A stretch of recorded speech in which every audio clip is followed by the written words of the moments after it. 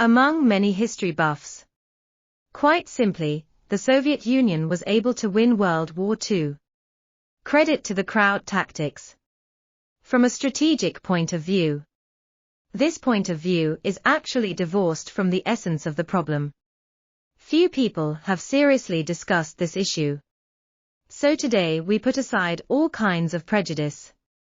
Objectively talk about the Soviet Union's victory in the war. Apparent root cause. Unique mobilization system. Hello everyone, this is Wealth Accumulation Channel. Last issue we mentioned the summer of 1941. After the outbreak of the Soviet-German War, the Soviet Union lost everything in the first 4 months of the war. Plus 75 million people. And a large amount of industrial production capacity was lost in the German occupation zone. The loss of soldiers and equipment has reached the limit of the collapse of the army. Change to any country may have to surrender. But the Soviet Union is getting stronger. In the future, I will completely let go of myself when I counterattack.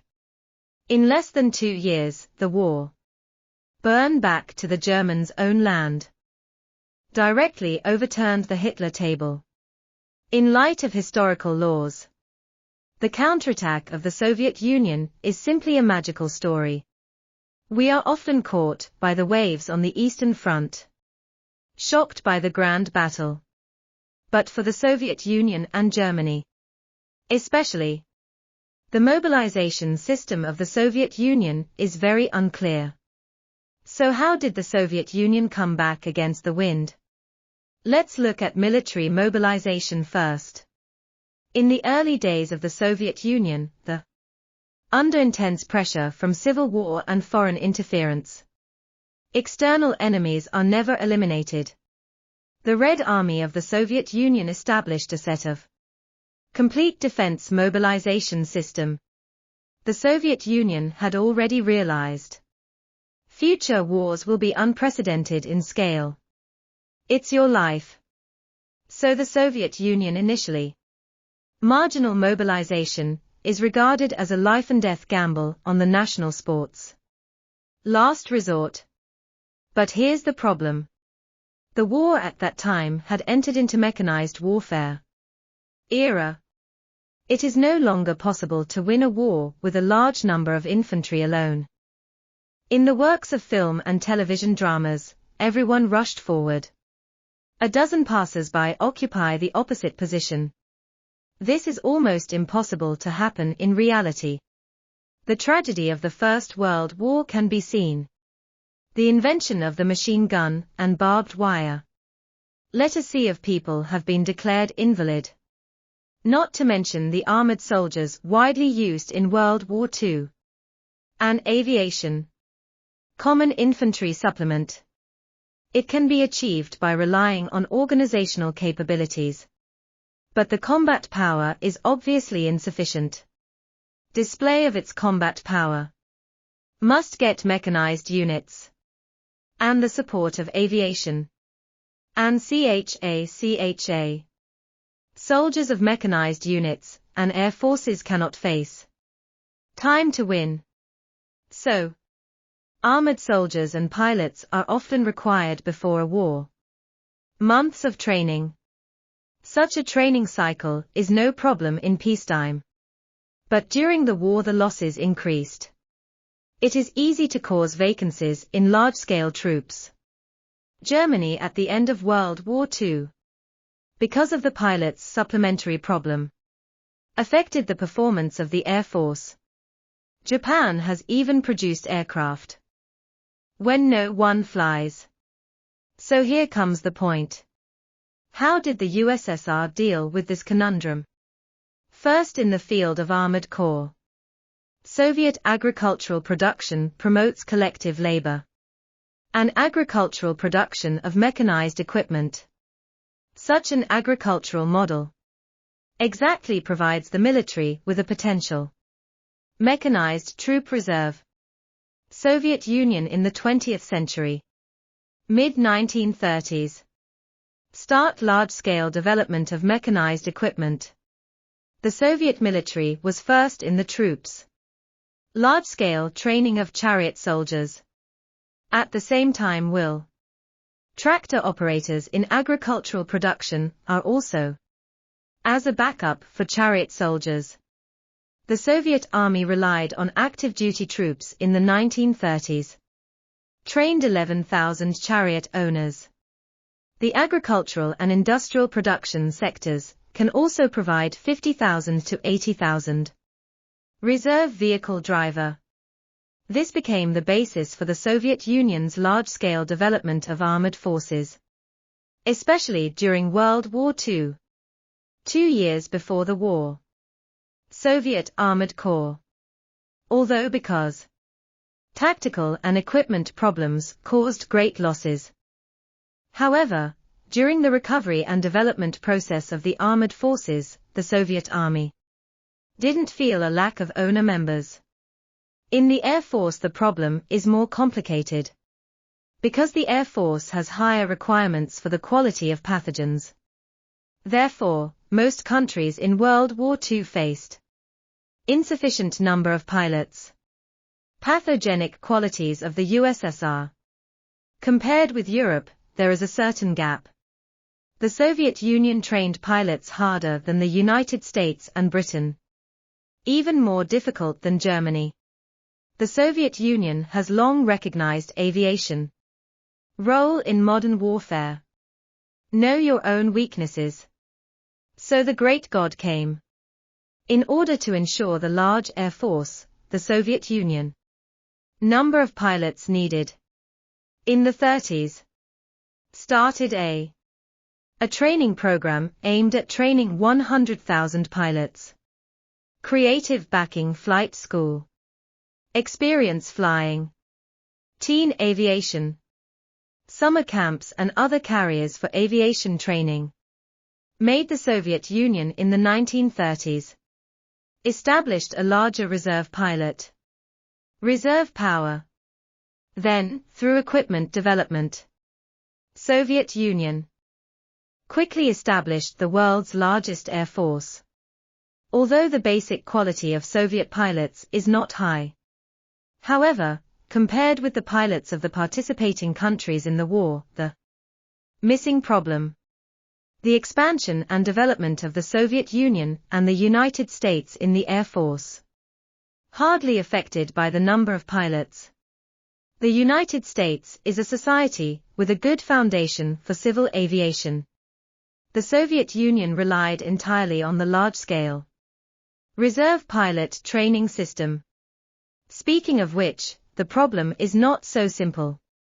Although the Soviet Union was psychologically prepared for a hemorrhage before the war, but never thought the Germans would have gone to war in the summer of 1941.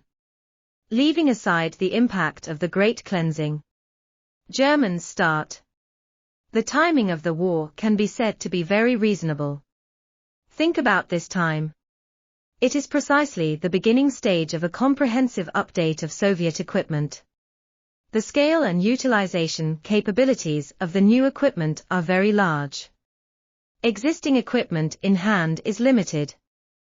It's also like the mobile phones we've been using for years. I think it's time to replace it with a new one. Lower maintenance standards. At this time, the Soviet Army was at its most vulnerable stage. Forward funding for many troops out of touch with ammunition and fuel. Even when some combat units faced the German army. No ammo at all. The front led to the disastrous defeat of the Soviet Army in the early stage. At such a critical moment, the mobilization system established in the peaceful era of the Soviet Union played a role. Ninth day of war. The Soviet Union completed the mobilization of 5.3 million people. First year of war. The Soviet Union mobilized almost all its troops that could be mobilized. If the complete system planning, it is impossible to do such an approach that seems to vary by choice. In fact, there is also a deep logic. Simply put, it was a fiasco on the front line. Large areas of land quickly fell. Various military factories are packing on a large scale. Shifted to the rear. It will take time for these factories to resume production. And this precious time was won by these newly mobilized troops. The subsequent historical development also verified this logic. Autumn 1942. The Soviet tank industry was rebuilt in the rear. And start full production. 1943. Provided 24,000 tanks of various types to the Soviet Army throughout the year. In 1944, 29,000 were provided. Among them is the T-34-85 ISR. Cutting-edge and powerful armored combat vehicles such as ISU-152. In the aviation industry, it is also advancing by leaps and bounds. In November 1941, affected by the transfer of military factories, the aircraft output in the month was only a poor 627. In 1943, the annual production of aircraft exceeded 35,000. More than 3,900 aircrafts per month on average. With these material bases, as well as the huge technical arms personnel pool mentioned above, prepare the Soviet Red Army in May 1942. Tank Corps and Tank Army formed. And in 1943, perfected the establishment and organizational form of the Tank Army. In order to be able to complete the far-reaching advancement and encirclement of sentient beings. End the war quickly. Without these weapons, the USSR may have been exhausted after 1943. Have to face failure. Since military production is mentioned, let's take a look at the Soviet Union in the rear. Mobilization in the field of military industry. Time of war. The first problems faced by the Soviet military industry. Just mentioned. The problem of shifting to the rear. Because the Germans are advancing so fast, the Soviet military-industrial system had to immediately carry out the rear transfer. And this great shift is unprecedented in history. Between July and November 1941, 1,523 factories in total was diverted to the Volga, Siberia and Central Asia. During the period, 1.5 million train wagons were used. This large-scale relocation and reorganization of heavy industry. Also a show of great stamina. An amazing achievement in organizational capacity. Large-scale industrial transfer to arms production. Have a great impact. It was also the passive response of the Soviet Army from 1941 to 1942. One of the reasons for the war. But the transfer of the military-industrial system. There are also some positive factors in the production conditions. The military industry of the Soviet Union before the war can be said to be huge, but inefficient and low level. Although the old equipment is simple in production and large in scale, but the technical level can't meet the needs of war at all. And moved to the new factory in the rear. Are rebuilt on a blank basis. New factory starts from construction. It is to start work according to the requirements of new equipment. Without the baggage of old production lines. These factories can directly produce new products and new models. If you have watched chess, you may recall that the Germans in industrial production. Epic sleazy. Numerous practice is the complete opposite. I also mentioned. Wartime. The Soviet Union only kept 600,000 units. Left and right metal cutting tool tables. Even if the production supplemented some during the war. But compared with the 2.1 million units of the Germans. But beyond reach.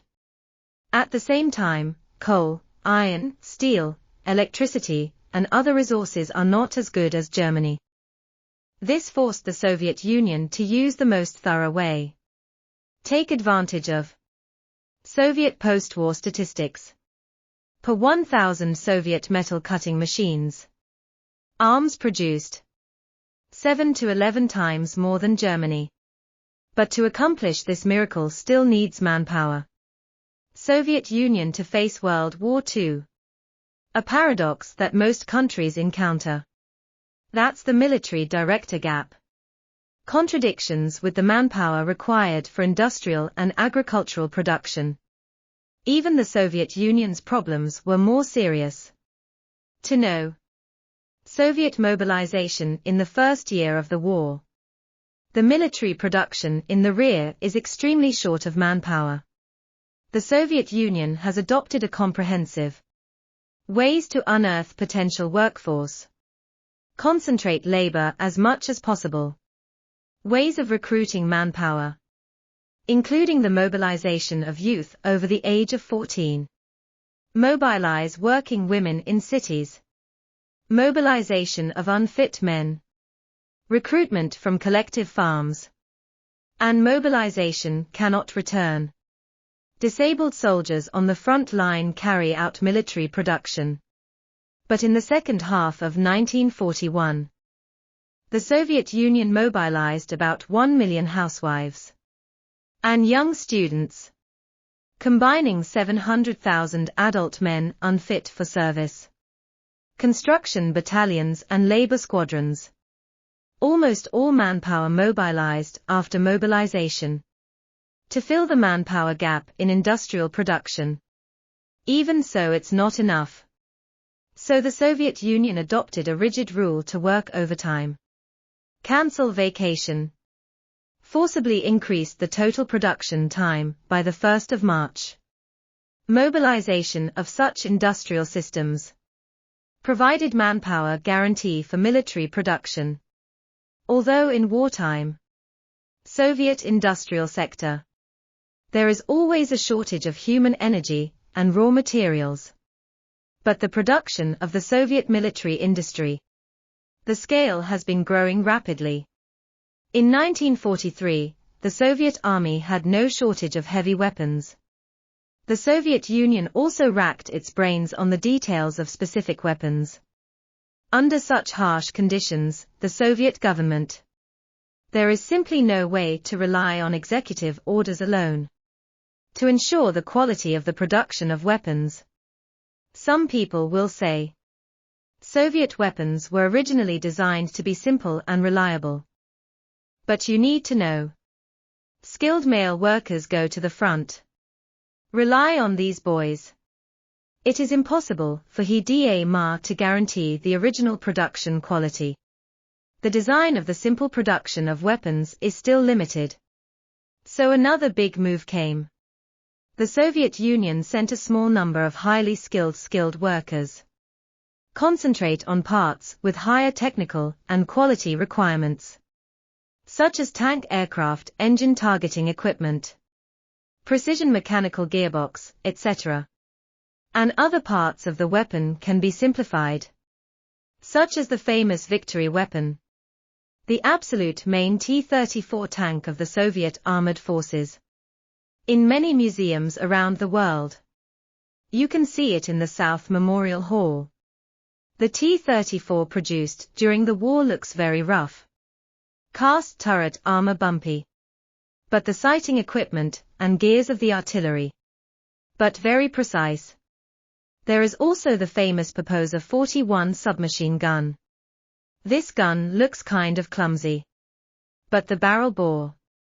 But it adopted the new chrome plating technology at that time. The same goes for airplanes. Soviet aviation companies will be high quality workers. Focus on aircraft engine production. Now there are soldiers and weapons. Another issue that is often overlooked is eating. Even with the best weapon, soldiers can't fight if they are hungry. So let's talk about the mobilization of agricultural production. although the Soviet Union in the late 1930s. There is also a considerable amount of food reserves. But there is a huge danger. These major grain-producing regions are all close to Central Europe. Westland, such as Ukraine, Belarus, etc. The result was the outbreak of war in 1941. Ground. The Soviet Union lost 2/5 of its food production in occupied areas. Face this situation. The Soviet Union first used the remaining food reserves for emergency relief. Then special measures were immediately implemented in the rear. Implement a very strict rationing system. Significantly relieved stress. For example, food consumption in 1943. Halved compared to 1940. Later, large-scale cultivation of cultivated land in the rear. Increase food production.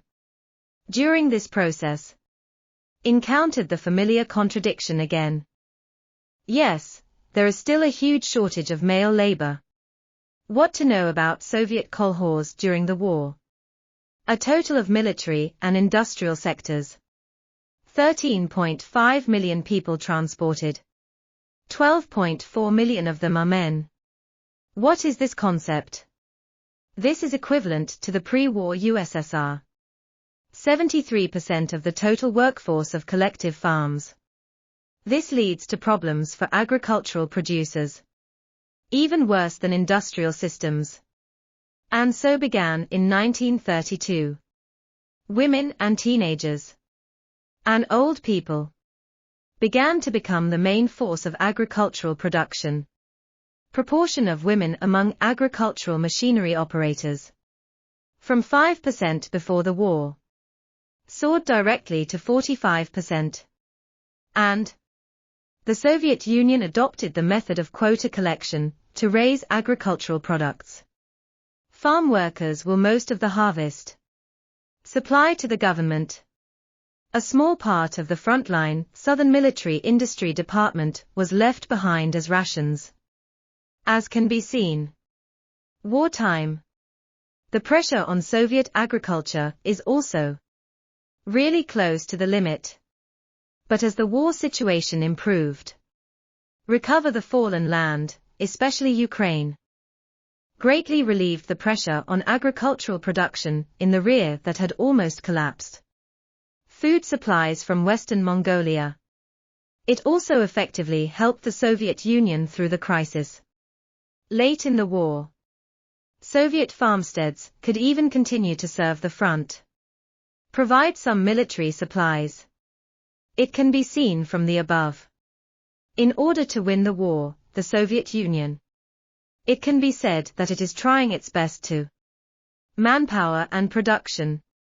Once reached the brink of collapse, the Germans were occupying industry throughout Western Europe and economic resources. He can slack off. But the USSR simply did not have the capital to do so. From the ratio of the labor force to the number of troops, can also be seen by World War II standards. A country with a relatively complete military industry system. Each soldier in the army needs 4 to 5 labor support. While the Soviet Union in 1942, the ratio of labor force to army has dropped to 3.1 to 1. Although there was a recovery in the latter part of the war. But because it is full of old, weak, sick and disabled. In the quality of labor. The worst of all the warring states. And it was in such an environment that the Soviet Union, through thorough and efficient mobilization measures, in a focused way, build the military force that best meets realistic goals. Upwind. With the spirit of fearless sacrifice and dedication. Shattered the dream of fascism to dominate the world. It also rewrote the history of the entire 20th century. Profoundly affected the world pattern until today. In the end, I want to say that the guns are firing and the war is raging. Looks majestic and exciting. But behind this iron-blooded romantic coat, Soldiers who were born and died in the front trenches. It is the rear factory. Weary and hungry women and children. Thousands upon thousands of broken families. Only by understanding the cruelty of war can one understand the preciousness of peace.